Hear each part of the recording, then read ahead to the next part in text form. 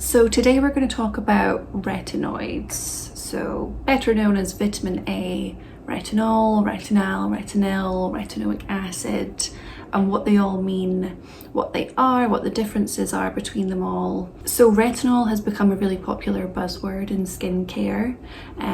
It's really popular. Everybody knows retinol, but not everybody knows retinal and retinyl and retinoic acid. So a little bit of the history of retinol and vitamin A, where it all started. So vitamin A was first used in ancient Egypt. Liver is a rich form of vitamin A, and that was used to treat visual impairments. And then it went on to, when we got into the 1960s, vitamin A came back on the scene, and doctors were using it to treat dry skin conditions such as dermatitis when it was applied topically. So that's when people started using retinol and vitamin A as a cream on the skin.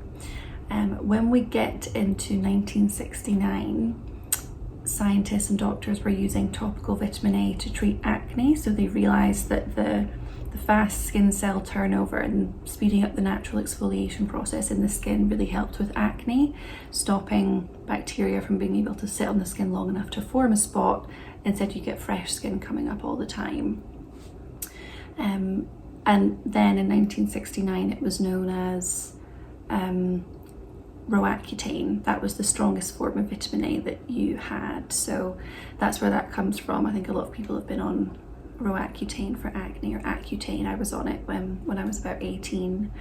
In 1974, 5 years after they started using it for acne, the people who'd been using it, had been prescribed it, started to notice that they were having anti-aging benefits as well in their skin, and things like scarring was going away more quickly. So it was then that doctors started to look at it as marketing it as an anti-aging product. And retinal has been around for the same amount of time as retinol has, but it was more difficult to stabilize. So when it was applied onto the skin topically, it could cause more damage than good. So in recent years, they've been able to stabilize retinal and found that it's more effective in anti-aging than retinol. And it also has antibacterial properties, which retinol doesn't have. So vitamin A has been hailed as the gold standard in anti-aging for over 40 years now. And the reason is, A, because it helps to support collagen synthesis. It supports the collagen that's already in your skin and therefore encourages your skin to make new collagen all the time, which it stops doing as you get older. That process slows down naturally. The other process that slows down naturally is your cell turnover. So the natural exfoliation of the skin and the fresh skin cells coming to the surface. By the time you get into your 30s, that process is much, much slower than it was when you were 5 or 6 years old. That's why kids always have such great skin, because their skin's turning over at such a quick rate. There's not enough time for blemishes or anything, lines to form on the skin. So because of this resurfacing factor, vitamin A is good for anybody, even with sensitive skins, can use medicates vitamin A products. So essentially anything that you see on the surface of your skin that you don't like, if it's blemishes, pigmentation, fine lines, deep lines, acne, clogged pores, when you apply vitamin A to the skin topically, it brings fresh skin to the surface and naturally exfoliates whatever's on the surface. So that's why it's great for anybody, and it's known as this miracle product because it really does everything. So retinoic acid is the active form of vitamin A, and when it's applied topically to the skin, it penetrates immediately and is immediately used for cell turnover and cell regeneration. All other forms of vitamin A that you can get over the counter have to go through a process in the skin. They have to be processed by skin enzymes into retinoic acid in order to have the regenerating and anti-aging effects. Retinoic acid itself you can only be prescribed. So all of the Medicate products that I'm going to talk about and the forms of vitamin A, you can buy over the counter. So I have a chart here which kind of breaks down and shows you the different conversions that a retinol or retinal has to go through in order to become the active retinoic acid which we want.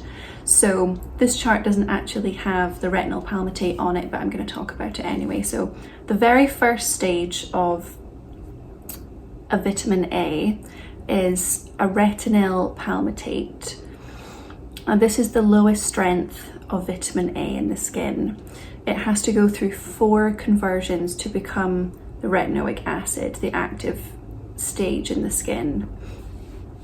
It has the least side effects, so you'll not have as much flaking, irritation, redness, peeling, but it also means that it has the least results and it takes the longest to see a result, and even at that it will be a small one. Retinol palmitate is the cheapest form of vitamin A that a company can put into a product. So retinol is the one that everybody has heard about, and it's the most commonly found in skincare products. It is naturally produced in the body, and when it's applied topically in a cream, serum, moisturizer, enzymes in the skin convert it into retinaldehyde, and then it gets into retinoic acid. So retinol is a more gentle form of vitamin A. The results are slightly slower to see, but it's good for people kind of starting out using vitamin A. The results are slower, but it also means, again, there's less side effects. So people, even with sensitive skin, tend to have a good time with retinol. Not too much flaking or peeling. Retinol also inhibits the production of excess melanin in the skin, so you're stopping the process for the skin to produce melanin, so that keeps an even skin tone. It stops pigmentation from forming. Now, retinol works in a percentage scale, so when a lot of people talk about retinol, they'll say it's 0.3% or it's 0.5%. So retinol is the only of these forms of vitamin A's which works in percentages. Anything above that, the retinal and the retinyl, they don't work in percentages, they just are what they are as an ingredient. So retinaldehyde, I'm going to call it retinal for short, this has to go through only 2 processes to become retinoic acid. So retinal is 11 times faster to convert into retinoic acid than retinol is, so it's going in at a quicker speed. It's the only retinoid that exhibits antibacterial qualities, so when they're testing it, out of all the retinols, out of all the vitamin A's, this is the only one which has an antibacterial effect, so it's really good for blemishes and acne. It also inhibits the production of excess melanin, the same as retinol. This doesn't work in a percentage, like I said, retinol just is what it is as an ingredient. So retinal retinoate is the final form of vitamin A in the skin before it converts into retinoic acid. So this is the strongest vitamin A that you can buy over the counter. So as you can see, once we apply the product to the skin as a retinol, it has to do the first conversion into retinal, so it loses some potency.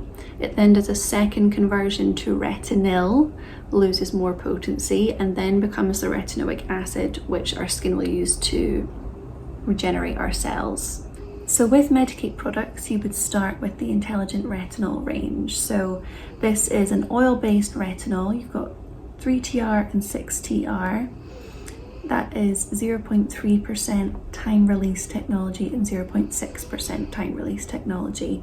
This just means that when you apply the oil to the skin, it will drip feed the skin with vitamin A rather than applying it in small molecules rushing down at once. That can cause irritation. So Medik8 have made it really easy to use retinol without going through a sensitive phase in your skin. You would then move on to the retinal. So this is in the form of a cream, Crystal Retinal. The Crystal Retinal, you start on Crystal Retinol 1, move up to Crystal Retinol 3, 6, and 10. And so the final ingredient is Retinal Retinoate. So this only has one stage of conversion to get to before it becomes retinoic acid. Essentially, they have been able to take retinal retinoate, which on its own is really strong and can cause a lot of irritation. They have combined that molecule with a retinol molecule, and they've been working on this for 8 years with a Korean super skincare lab, and they have patented this specific mixture of retinol and retinyl retinoate to create their R-retinoate line. So this particular cream in the form of R-retinoate is 8 times more powerful than retinol in terms of keeping its potency before it reaches the retinoic acid stage. The cream also contains vitamin C, vitamin E, and hyaluronic acid. When you're using any vitamin A product, you need to be using an SPF because you're turning over the cells, you're bringing this lovely fresh new skin to the surface. You don't want to then be exposing it to UVA, UVB, blue light. You want to keep it nice and protected. Medik8 also has other options for retinols. They do a retinol eye cream, they do a retinol moisturizer, which is a really low strength if you want to start off really low and just really ease your way in. And they've got a lot of different options, and you can ask us about these via DM or email. So I hope that has allowed you to understand a bit more about vitamin A and the stages and what it all means, because it could be a bit confusing. We're going to be doing an Instagram Q&A session over on our stories just now, so if you've got any more questions, if you want to know what you can use it with or anything like that, we can answer that over on our stories.